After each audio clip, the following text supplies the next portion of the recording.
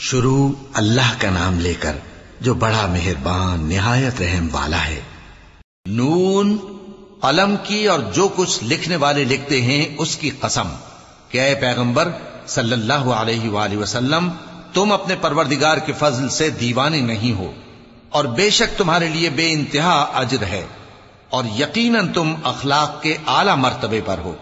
سو ان قریب تم بھی دیکھ لو گے اور یہ کافر بھی دیکھ لیں گے کہ تم میں سے کون دیوانہ ہے۔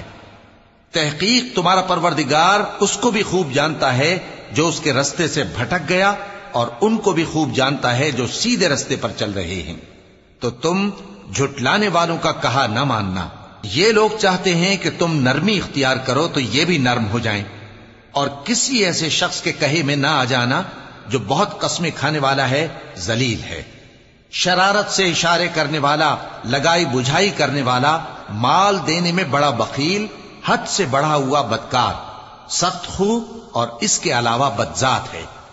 اس سبب سے کہ مال اور بیٹے رکھتا ہے، جب اس کو ہماری آیتیں پڑھ کر سنائی جاتی ہیں تو کہتا ہے کہ یہ اگلے لوگوں کے افسانے ہیں، ہم ان قریب اس کی اونچی ناک پر داغ لگائیں گے۔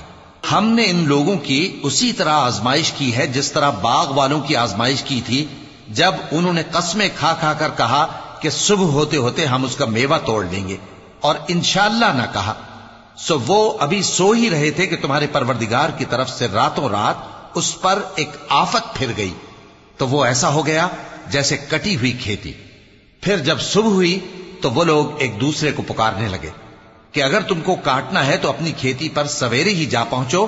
سو وہ چل پڑے اور آپس میں چپکے کہتے جاتے تھے کہ آج وہاں تمہارے پاس کوئی فقیر نہ آنے پائے، اور کوشش کے ساتھ سویرے ہی جا پہنچے، گویا پیداوار پر قادر ہیں۔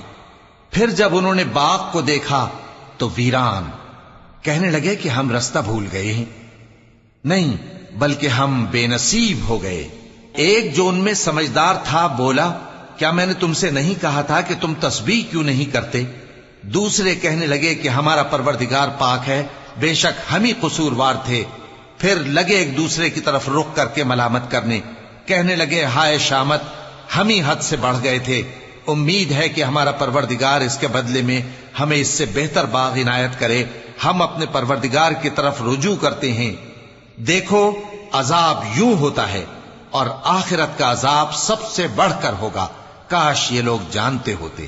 پرہیزگاروں کے لیے ان کے پروردگار کے ہاں نعمت کے باغ ہیں۔ کیا ہم فرما برداروں کو نافرمانوں کی طرح نعمتوں سے محروم کر دیں گے؟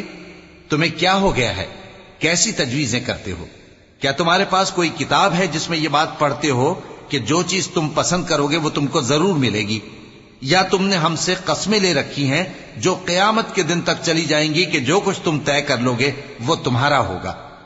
ان سے پوچھو کہ ان میں سے کون اس کا ذمہ لیتا ہے؟ کیا اس قول میں ان کے کچھ شریک ہیں؟ اگر یہ سچے ہیں تو اپنے شریکوں کو لے آئیں۔ جس دن پنڈلی سے کپڑا اٹھا دیا جائے گا اور کفار سجدے کے لیے بلائے جائیں گے، پھر وہ سجدہ نہ کر سکیں گے، ان کی آنکھیں جھکی ہوئی ہوں گی اور ان پر ذلت چھا رہی ہوگی، حالانکہ پہلے اس وقت سجدے کے لیے بلائے جاتے تھے جبکہ وہ صحیح و سالم تھے۔ سو مجھ کو اس کلام کے جھٹلانے والوں سے سمجھ لینے دو، ہم ان کو آہستہ آہستہ ایسے طریق سے پکڑیں گے کہ ان کو خبر بھی نہ ہوگی، اور میں ان کو مہلت دیے جاتا ہوں، میرا داؤں بڑا مضبوط ہے۔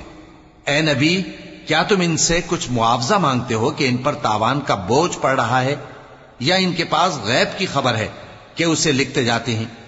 سو اپنے پروردگار کے فیصلے کا انتظار کیے رہو، اور مچھلی کا لقمہ ہونے والے یونس کی طرح نہ ہونا کہ انہوں نے اپنے رب کو پکارا جبکہ وہ دل ہی دل میں گھٹ رہے تھے۔ اگر ان کے پروردگار کی مہربانی ان کو نہ سنبھال لیتی تو وہ چٹیل میدان میں ڈال دیے جاتے مذموم حالت میں۔ پھر ان کے پروردگار نے ان کو برگزیدہ کر کے نیکوکاروں میں شامل کر لیا۔ اور کافر جب یہ نصیحت کی کتاب سنتے ہیں تو یوں لگتے ہیں کہ تم کو اپنی نگاہوں سے پھسلا دیں گے، اور کہتے ہیں کہ یہ تو دیوانہ ہے۔ اور لوگوں، یہ قرآن تمام جہانوں کے لیے نصیحت ہے۔